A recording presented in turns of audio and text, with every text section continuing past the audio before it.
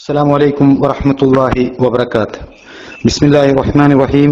الحمد لله رب العالمين والصلاة والسلام على رسول الأمين وعلى آله وصحبه أجمعين. أما بعد. സഹോദരങ്ങളെ, സൂറത്തുൽ ഫാത്തിഹയുടെ അവസാനത്തുള്ള ആമീൻ എന്ന് ചൊല്ലുന്നതുമായി ബന്ധപ്പെട്ട വിഷയമാണ് ഇന്ന് ഇൻഷാ അല്ലാഹ് നമ്മൾ പഠിക്കാൻ പോകുന്നത്. ആമീൻ എന്ന പദം കൊണ്ട് ഉദ്ദേശിക്കുന്നത് ഈ പ്രാർത്ഥന സ്വീകരിക്കണമേ എന്നതാണ്. നബി സല്ലല്ലാഹു അലൈഹി വസല്ലമ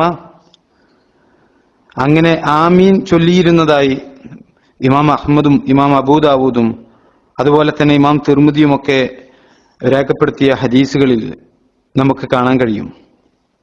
ചില റിവായത്തുകളിൽ നബി സല്ലല്ലാഹു അലൈഹി വസല്ലമ അത് നീട്ടിച്ചൊല്ലിയിരുന്നതായിട്ടും നമുക്ക് കാണാൻ കഴിയും. നമസ്കാരത്തെ സംബന്ധിച്ചിടത്തോളം അതിൽ സൂറത്തുൽ ഫാത്തിഹ ഓതിക്കഴിഞ്ഞാൽ ഇപ്രകാരം ആമീൻ പറയൽ അത് ബലപ്പെട്ട സുന്നത്തായിക്കൊണ്ട് പണ്ഡിതന്മാർ നമുക്ക് പഠിപ്പിച്ചു തരികയാണ്. നമസ്കാരത്തിൽ സൂറത്തുൽ ഫാത്തിഹ പാരായണം ചെയ്തു കഴിഞ്ഞാൽ ഇമാമും മഅ്മൂമും ആമീൻ ഉറക്കെ ചൊല്ലുന്നതാണ് സുന്നത്ത് എന്ന് പണ്ഡിതന്മാർ പഠിപ്പിക്കുന്നു. പ്രവാചകൻ സല്ലല്ലാഹു അലൈഹി വസല്ലമ ഗൈരിൽ മഗ്ദൂബി അലൈഹിം വലദ്ദാല്ലീൻ എന്ന് ചൊല്ലിക്കഴിഞ്ഞാൽ ആമീൻ ഉറക്കെ ചൊല്ലുമായിരുന്നുവെന്നും ഈ ഹദീസ് ഇമാം അബൂദാവൂദ് റിപ്പോർട്ട് ചെയ്ത ഹദീസാ. ഇത് സ്വഹീഹാണ് എന്ന് ഇമാം ഇബ്നു ഹജറുൽ അസ്ഖലാനി അദ്ദേഹത്തിന്റെ അത്തൽഖീസുൽ ഹബീറിൽ രേഖപ്പെടുത്തിയിട്ടുള്ളത് നമുക്ക് കാണാൻ കഴിയും. അതുപോലെ തന്നെ പള്ളിയിൽ മുഴച്ചു കേൾക്കുന്ന വിധത്തിൽ പ്രവാചകൻ സല്ലല്ലാഹു അലൈഹി വസല്ലമയുടെ പിറകിൽ നിന്ന് നമസ്കരിച്ച സ്വഹാബിമാരും ആമീൻ ചൊല്ലിയിരുന്നു എന്ന് അബൂദാവൂദ് റിപ്പോർട്ട് ചെയ്ത മറ്റൊരു ഹദീസിൽ നമുക്ക് കാണാം.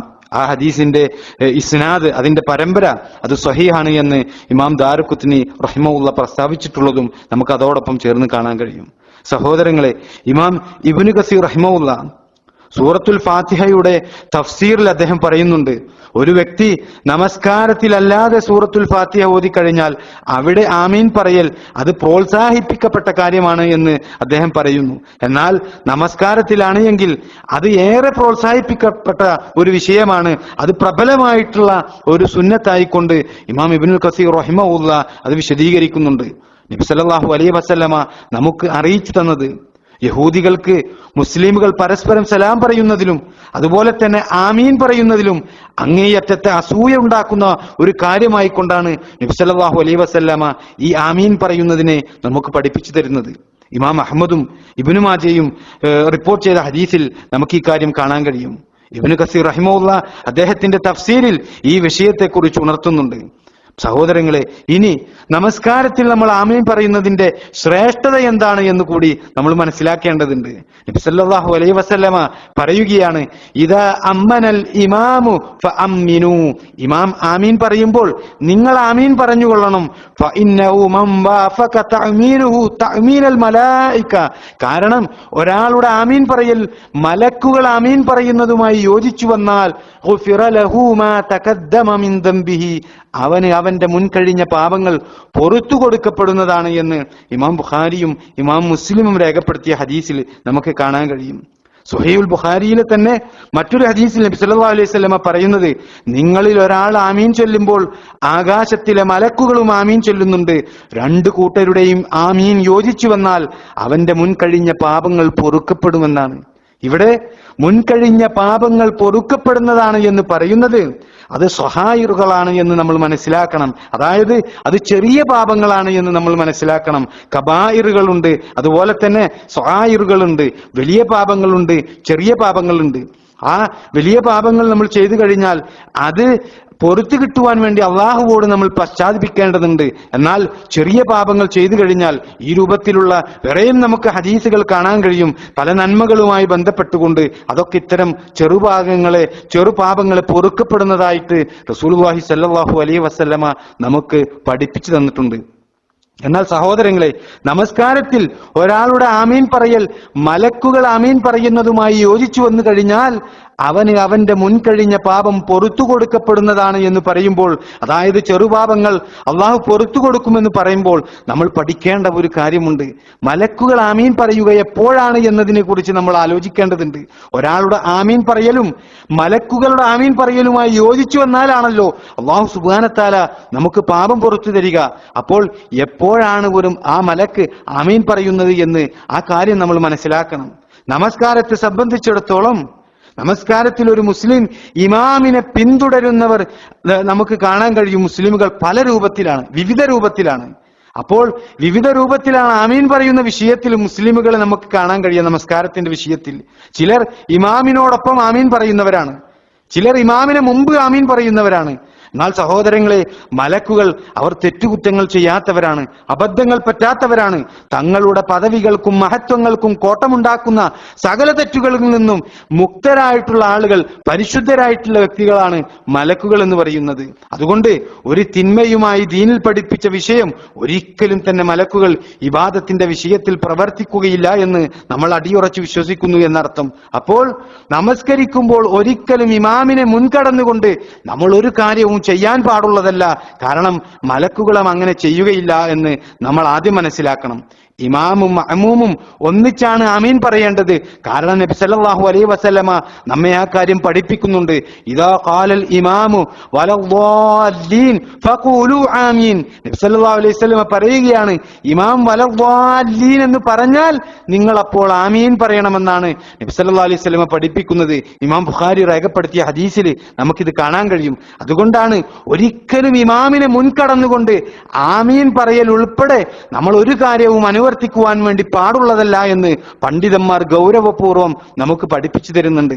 ഇമാമിനെ മുൻകടക്കുന്നത് ഹറാമായിട്ടുള്ള കാര്യമാണ്. ഹദീസുകൾ മുമ്പിൽ വെച്ചുകൊണ്ട് പണ്ഡിതന്മാർ നമുക്കത് പഠിപ്പിച്ചു തരുന്നുണ്ട്. നബി സല്ലല്ലാഹു അലൈഹി വസല്ലമ പറയുകയാണ്, അമാ യഖ്ശല്ലദീ യർഫഉ റഅസഹു ഖബ്ലൽ ഇമാമി അൻ യുഖബ്ബിലല്ലാഹു റഅസഹു റഅസൽ ഹിമാർ.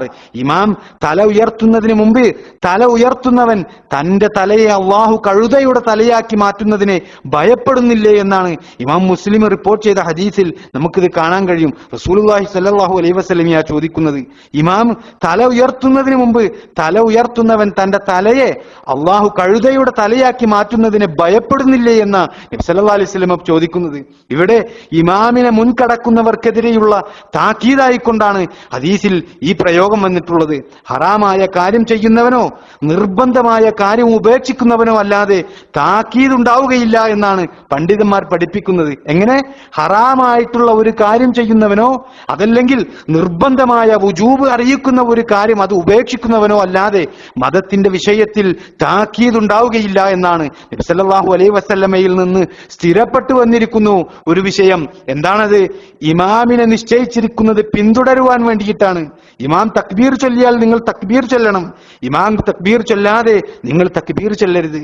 അദ്ദേഹം റുക്കൂ ചെയ്താൽ നിങ്ങളും റുക്കൂ ചെയ്യണം, അദ്ദേഹം റുക്കൂ ചെയ്യാതെ നിങ്ങൾ റുക്കൂ ചെയ്യരുത് എന്ന് റസൂലുള്ളാഹി സ്വല്ലല്ലാഹു അലൈഹി വസല്ലമ പഠിപ്പിച്ചത് സ്വഹീഹായി വന്ന ഹദീസിൽ നമുക്ക് കാണാൻ കഴിയും. സഹോദരങ്ങളെ, എത്രമാത്രം സൂക്ഷ്മതയാണ് സഹാബികൾ ഈ വിഷയത്തിൽ കാണിച്ചിട്ടുള്ള ഒരു വിഷയമെന്ന് നമ്മൾ മനസ്സിലാക്കേണ്ടതുണ്ട്. ബറാ റളിയല്ലാഹു അൻഹു നിവേദനം ചെയ്യുന്ന ഒരു ഹദീസിൽ നമുക്ക് കാണാം. അദ്ദേഹം പറയുകയാണ്, സഹാബികൾ നബി സല്ലല്ലാഹു അലൈഹി വസല്ലമയോടൊപ്പം നമസ്കരിക്കുകയും പ്രവാചകൻ സല്ലല്ലാഹു അലൈഹി വസല്ലമ റുക്കൂ ചെയ്താൽ അവരും റുക്കൂ ചെയ്യുകയും പ്രവാചകൻ സല്ലല്ലാഹു അലൈഹി വസല്ലമ റുക്കൂയിൽ നിന്ന് ഉയർന്ന് സമിഅല്ലാഹു ലിമൻ ഹമിദ എന്ന് പറയുകയും ചെയ്താൽ പ്രവാചകന്റെ നെറ്റിത്തടം ഭൂമിയിൽ വെച്ചതായി ഞങ്ങൾ കാണുന്നത് വരെ ഞങ്ങൾ ഇഅ്തിദാലിൽ തന്നെ നിലകൊള്ളും, ശേഷം ഞങ്ങൾ സുജൂദിൽ റസൂലിനെ പിന്തുടരുമെന്ന് ഈ സ്വഹാബികൾ റിപ്പോർട്ട് ചെയ്യുക. മുസ്ലിം രേഖപ്പെടുത്തിയ ഹദീസിൽ നമുക്കിത് കാണാൻ കഴിയും. ഇവിടെ ഇമാമ് സുജൂദ് ചെയ്യുന്നതിന് മുമ്പ് മഅ്മൂബ് സുജൂദ് ചെയ്താൽ അവന്റെ സുജൂദ് സ്വഹീഹാവുകയില്ല എന്ന് പണ്ഡിതന്മാർ ഉണർത്തുകയാണ്. അതുപോലെ തന്നെ ഇമാമിന്റെ കൂടെ സുജൂദ് ചെയ്താലും ഇമാമ് സുജൂദ് ചെയ്ത് കുറെ സമയം കഴിഞ്ഞതിന് ശേഷം മഅ്മൂം സുജൂദ് ചെയ്താലും അവന്റെ സുജൂദ് ശരിയാവുകയില്ല എന്ന് പണ്ഡിതന്മാർ ഉണർത്തുകയാണ്. മറിച്ച് ഇമാം സുജൂദ് ചെയ്തതിനെ ഉടനെ തന്നെ എന്ത് ചെയ്യേണ്ടതുണ്ട്? മഅ്മൂദ് സുജൂദ് ചെയ്താൽ മഅ്മൂം സുജൂദ് ചെയ്താൽ മാത്രമാണ് അവന്റെ സുജൂദ് ശരിയാവുകയുള്ളൂ എന്ന് ഫുഖഹാക്കൾ പഠിപ്പിക്കുന്നത്, അഹ്ലുസുന്നത്ത് വൽ ജമാഅത്തിന്റെ പണ്ഡിതന്മാർ പഠിപ്പിക്കുന്നത് നമുക്ക് കാണാൻ കഴിയും. സഹോദരങ്ങളെ, അതുകൊണ്ട് തന്നെ നമസ്കാരത്തിലെ മറ്റുള്ള പ്രവർത്തനങ്ങളും ഇതുപോലെ തന്നെയാണ് എന്നാണ് പണ്ഡിതന്മാർ പറയുന്നത്. നമസ്കാരത്തിൽ ഇമാമിനെ മുൻകടന്നുകൊണ്ട് ആ നമസ്കാരത്തെ പ്രതികൂലമായി ബാധിക്കുന്ന ഒരു വിഷയങ്ങളിലും നമ്മൾ ഏർപ്പെടാൻ പാടുള്ളതല്ല എന്ന് പണ്ഡിതന്മാർ കൃത്യമായി പഠിപ്പിച്ചു തരികയാണ്. പ്രവാചകൻ സല്ലല്ലാഹു അലൈഹി വസല്ലമയുടെ അവസാന കാലത്ത് നമസ്കാരത്തിലെ ചലനങ്ങൾ നബി സല്ലല്ലാഹു അലൈഹി വസല്ലമക്ക് ഭാരമായിരുന്ന സന്ദർഭത്തിൽ പ്രവാചകൻ സല്ലല്ലാഹു അലൈഹി വസല്ലമ പിന്നിൽ നിന്ന് നമസ്കരിച്ച ആളുകളോട് തന്നെ മുൻകടക്കരുത് എന്ന് പ്രത്യേകം ഉണർത്തിയിരുന്നതായി സ്വഹീഹായി വന്ന ഹദീസുകളിൽ കാണാൻ കഴിയും. ഇമാം ബൈഹഖി റിപ്പോർട്ട് ചെയ്യുന്ന ഒരു ഹദീസിൽ നബി സല്ലല്ലാഹു അലൈഹി വസല്ലമ പറയുകയാണ്, അയ്യുഹന്നാസ്, അല്ലയോ ജനങ്ങളെ, ഇന്നി ഖദ് ബദ്ദൻതു, എനിക്ക് പ്രായാധിക്യം ബാധിച്ചിട്ടുണ്ട്, ഫലാ തസ്ബികൂനി ബിറുകൂഇ വസ്സുജൂദ്, അതുകൊണ്ട് നിങ്ങൾ റുകൂഇലും സുജൂദിലും എന്നെ മുൻകടക്കരുത് എന്ന് നബി സല്ലല്ലാഹു അലൈഹി വസല്ലമ പ്രത്യേകം ഉണർത്തിയിരുന്നതായിട്ട് സ്വഹീഹായി വന്ന ഹദീസുകളിൽ രേഖപ്പെട്ട് കിടക്കുന്നത് നമുക്ക് കാണാം. അതുകൊണ്ട് തന്നെ ഈ ഹദീസുകളെല്ലാം പരിഗണിച്ചുകൊണ്ട് അഹ്ലുസുന്നത്ത് വൽ ജമാഅത്തിന്റെ പണ്ഡിതന്മാർ നമുക്ക് പഠിപ്പിച്ചു തരികയാണ്, തക്ബീറും സുജൂദും റുകൂഉം നമസ്കാരത്തിലെ മറ്റുള്ള പ്രവർത്തനങ്ങളും ഇതുപോലെ തന്നെയാണ് എന്ന് പഠിപ്പിക്കുകയാണ്. നമസ്കാരത്തിൽ ഇമാമിനെ മുൻകടക്കൽ നമസ്കാരത്തെ പ്രതികൂലമായി ബാധിക്കുന്ന സംഗതികളിൽപ്പെട്ട കാര്യമാണ് എന്ന് പണ്ഡിതന്മാർ പഠിപ്പിക്കുകയാണ്. ഇമാമിനെ നിശ്ചയിച്ചിരിക്കുന്നത് അത് പിന്തുടരുവാൻ വേണ്ടിയിട്ടാണ്. അതുകൊണ്ട് തന്നെ അവരെ മുൻകടക്കുവാൻ വേണ്ടി ഒരിക്കലും പാടുള്ളതല്ല എന്ന് കൃത്യമായി കൊണ്ട് നബി സല്ലല്ലാഹു അലൈഹി വസല്ലമയുടെ അധ്യാപനങ്ങൾ മുമ്പിൽ വെച്ചുകൊണ്ട് പണ്ഡിതന്മാർ പഠിപ്പിക്കുകയാണ്. സാന്ദർഭികമായി കൊണ്ട് ഒരു കാര്യം സഹോദരങ്ങളെ ഇവിടെ സൂചിപ്പിക്കുകയാണ്. ഒരു മഅ്മൂമും തന്റെ ഇമാമിനോടൊപ്പം 4 അവസ്ഥകളിൽ ഏതെങ്കിലും ഒരു അവസ്ഥയിലായിരിക്കും ഇന്ന് നമ്മൾ ആളുകളെ നോക്കിക്കഴിഞ്ഞാൽ നമുക്ക് കാണാൻ കഴിയുക. ഇവിടെ നമസ്കാരവുമായി ബന്ധപ്പെട്ടുകൊണ്ട് പണ്ഡിതന്മാർ പഠിപ്പിക്കുകയാണ്. ഒന്ന്, ഒരവസ്ഥയിലുള്ളത് ആളുകൾ മുസാബക്ക എന്നാണ് അതിന് പറയുക. സാങ്കേതികമായിക്കൊണ്ട് ഇമാമിനെ മുൻകടക്കുന്ന അവസ്ഥയാണ് അത് മുസാബക്ക. ഇമാം ചെയ്യുന്നതിന് മുമ്പ് മഅ്മൂം ചെയ്യുകയാണ്. ഇത് ഹറാമായിട്ടുള്ള കാര്യമാണ് എന്ന് പണ്ഡിതന്മാർ ഉണർത്തുകയാണ്. രണ്ടാമത്തത് മുവാഫക്ക എന്നാണ് പറയുക. അതെന്താ? ഇമാമിനൊപ്പം യോജിച്ചുകൊണ്ടൊരു പ്രവൃത്തി ചെയ്യുക. അതായത് ഇമാമിനൊപ്പം എല്ലാ കാര്യങ്ങളും ചെയ്യുക. അതായത് ഇമാം റുക്കൂ ചെയ്യുന്ന അതേ നിമിഷം തന്നെ തന്റെ റുക്കൂവും സുജൂദും അതുപോലെ തന്നെ സുജൂദിൽ നിന്ന് ഉയരുന്ന അവസ്ഥയും ഒക്കെ ഇമാമിനോടൊപ്പം യോജിച്ചുകൊണ്ട് ചെയ്യുന്ന ഒരു അവസ്ഥയാണ്. ഹദീസ് നബി സല്ലല്ലാഹു അലൈഹി വസല്ലമയുടെ ഹദീസിന്റെ ബാഹ്യമായിട്ടുള്ള ആശയം ഇത് ഹറാമാണ് എന്ന് മനസ്സിലാക്കി തരുന്നു എന്ന് പണ്ഡിതന്മാർ ഉണർത്തുകയാണ്. റസൂലുള്ളാഹി സ്വല്ലല്ലാഹു അലൈഹി വസല്ലമ പറയുന്നത് എന്താ? ഇമാം റുക്കൂ ചെയ്യാതെ നിങ്ങൾ റുക്കൂ ചെയ്യരുത് എന്നാണ്. കൂടെ റുക്കൂ ചെയ്യണമെന്നല്ല നബി സല്ലല്ലാഹു അലൈഹി വസല്ലമ പഠിപ്പിക്കുന്നത്. എന്നാൽ ചില പണ്ഡിതന്മാർ വ്യക്തമാക്കുന്നുണ്ട് ഇത് ഹറാമല്ല എങ്കിലും എന്താണ്, വെറുക്കപ്പെട്ട കാര്യമാണ് എന്ന്. പണ്ഡിതന്മാർക്കിടയിൽ ഒരു ഇഖ്തിലാഫുള്ള, ഒരു അഭിപ്രായ വ്യത്യാസമുള്ള ഒരു വിഷയമാണ്. അതെന്തായാലും എന്താണ്, വെറുക്കപ്പെട്ട കാര്യമാണ് എങ്കിൽ പോലും നമ്മെ സംബന്ധിച്ചിടത്തോളം അത് ചെയ്യുവാൻ പാടുള്ളതല്ല.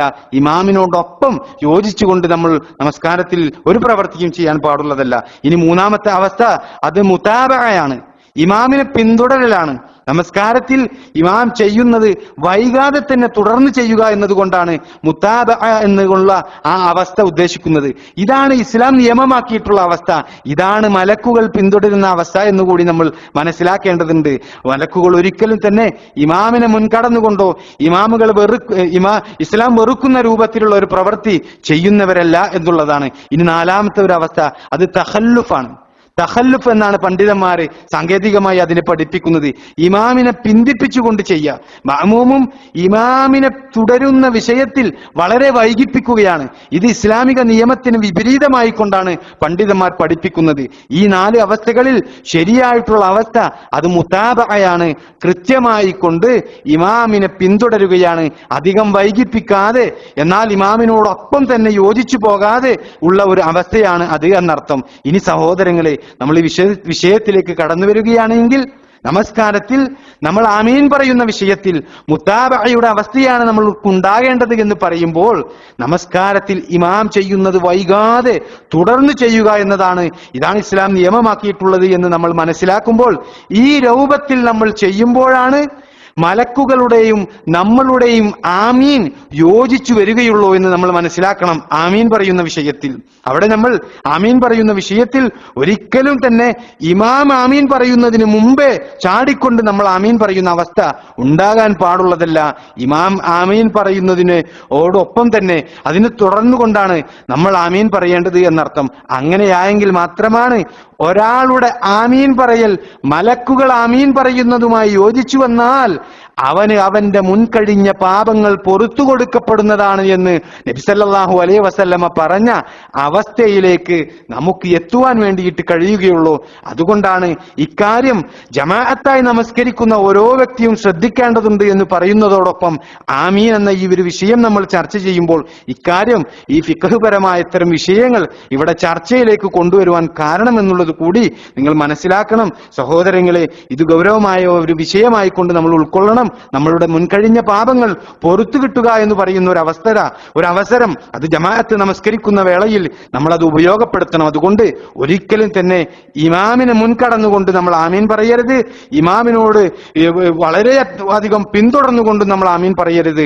മുതാബഅയായിട്ടുള്ള രൂപത്തിൽ, നമ്മൾ കൃത്യമായിട്ടുള്ള ഒരു രൂപത്തിലാണ് നമ്മളത് ആമീൻ പറയേണ്ടത്. എങ്കിൽ മാത്രമാണ് മുൻകഴിഞ്ഞ പാപങ്ങൾ പുറത്തു കിട്ടുന്ന ഒരു അവസ്ഥയിൽ ഉണ്ടാവുകയുള്ളൂ. കാരണം ആ സമയമാണ് മലക്കുകൾ ആമീൻ പറയുക എന്നുള്ളത് കൃത്യമായി കൊണ്ട് പ്രമാണങ്ങൾ മുമ്പിൽ വെച്ചുകൊണ്ട് പണ്ഡിതന്മാർ നമുക്ക് പഠിപ്പിച്ചു തരികയാണ്. ഇനി സഹോദരങ്ങളെ, സൂറത്തുൽ ഫാത്തിഹയുമായി ബന്ധപ്പെട്ട് ഒരു ക്ലാസ് കൂടി നമുക്ക് അവശേഷിക്കുന്നുണ്ട്. അത് ഇൻഷാ അല്ലാഹ് നമുക്ക് അടുത്ത ക്ലാസ്സിൽ ചർച്ച ചെയ്യാം. അത് അല്ലാഹു സുബ്ഹാനഹു വ തആല നമ്മൾ ഈ പഠിച്ച കാര്യങ്ങൾ നമ്മളുടെ ജീവിതത്തിലേക്ക് പകർത്തുവാൻ വേണ്ടി നമ്മെ ഏവരെയും അനുഗ്രഹിക്കുമാറാകട്ടെ.